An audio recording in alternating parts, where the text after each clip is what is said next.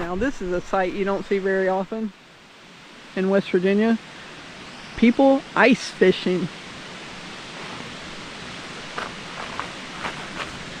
In fact, I've never seen this lake froze. Have you, Leo? What's that? You ever seen this lake froze before? No, I have not.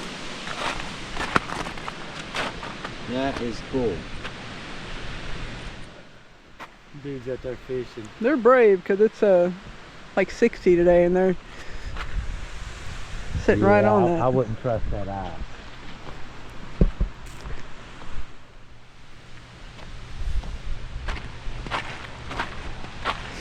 And today feels pretty nice. It's been a long 3 weeks.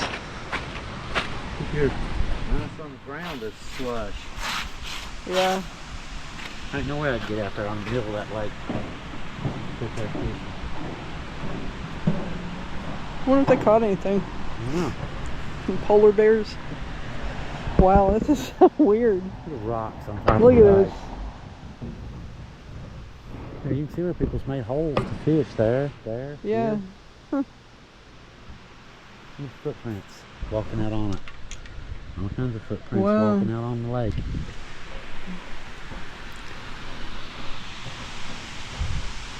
You want to walk out on it and I'll film you? Not really.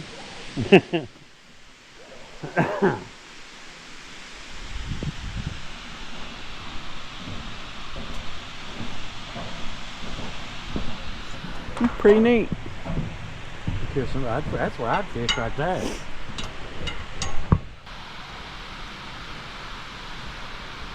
I'm so glad winter's over and now spring starts tomorrow. Yeah. Okay, not really. Yeah. It'd be nice. It's frozen back over though.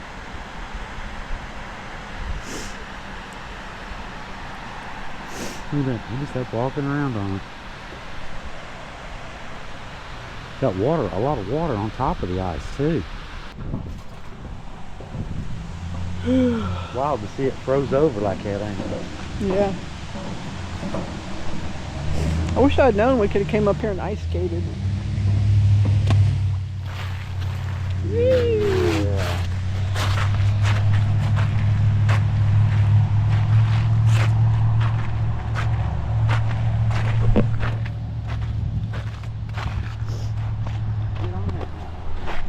Ooh, it's slippery. Who'd have ah! Okay, almost. That wasn't a good idea. Why'd you make me do that?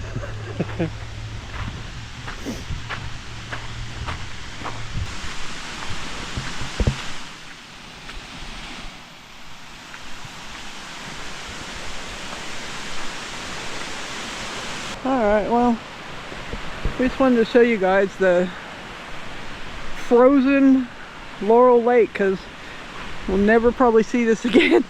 And people walking on the lake. Wow.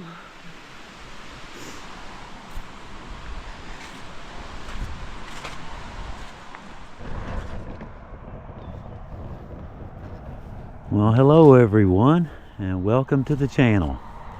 Leo here, and once again, we are beside a little road somewhere out in the middle of nowhere in hillbilly country. We've come here to tell you guys a story, very interesting story that took place right here. This is the Parsley Bottom Free Will Baptist Church, and like I said, today we are here in Parsley Bottom in Lenore, West Virginia, where our story takes place. In August of 1967, a 15-year-old boy named Leonard Boyce became trapped underground for nearly 24 hours here. On Friday afternoon, August 11th, Leonard was hired to clean out a sandstone well by a man named Willard Howell. Now, around 5:30 p.m., Leonard climbed down into the well, and without warning, the weakened walls collapsed on him. Leonard fell about 15 feet into the 21-foot well. Dirt and rock poured in behind him, pinning him sideways. He was buried up to his chest and unable to move. When his parents realized what had happened, word spread quickly. Within a very short time, hundreds of people had gathered up here. By nightfall, neighbors, miners, rescuers, and onlookers were packed around the well, listening for any sign that Leonard was still alive. Rescue workers immediately lowered oxygen lines down into the well to supply fresh air. Leonard was still conscious and able to speak. He told them, "It's hard for me to breathe." As the night went on and the temperature dropped, hot chocolate was lowered to him through a rubber tube to help keep him warm. An unidentified man was lowered into the well more than 20 times to remove loose rocks by hand. Each and every time he came back up, he reported the exact same thing. The well could collapse completely at any second.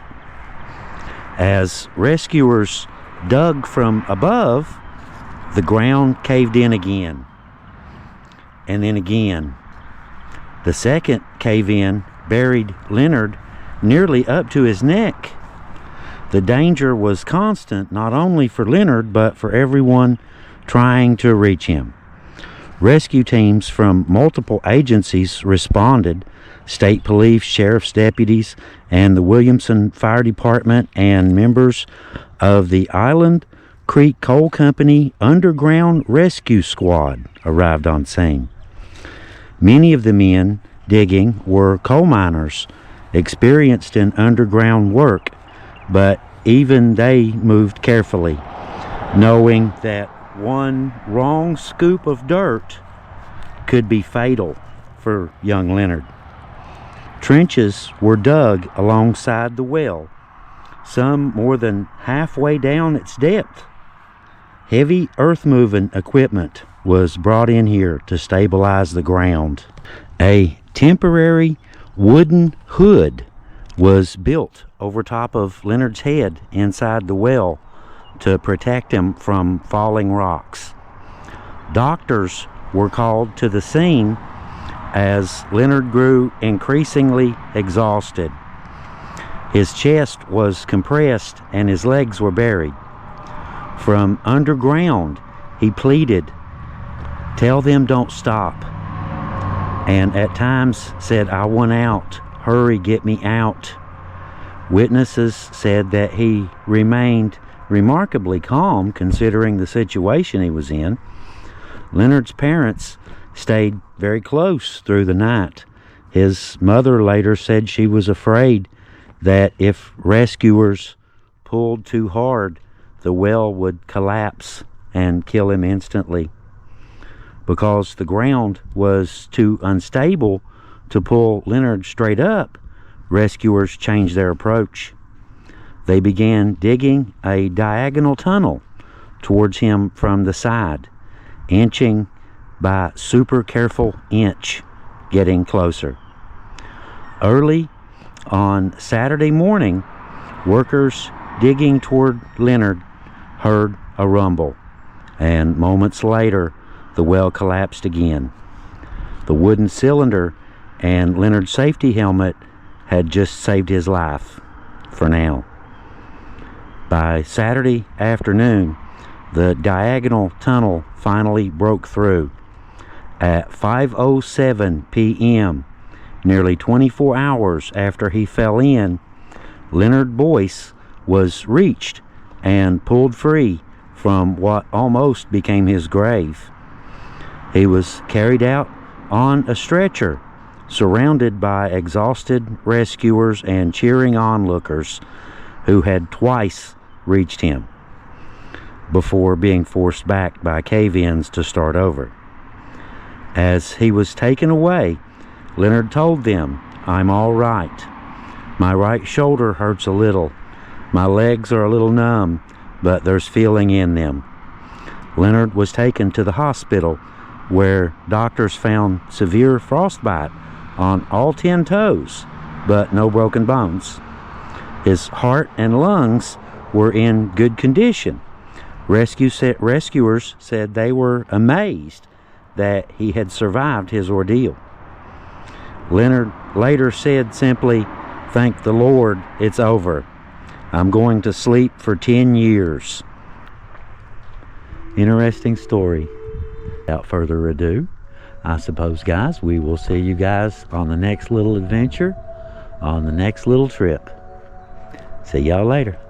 Leo out.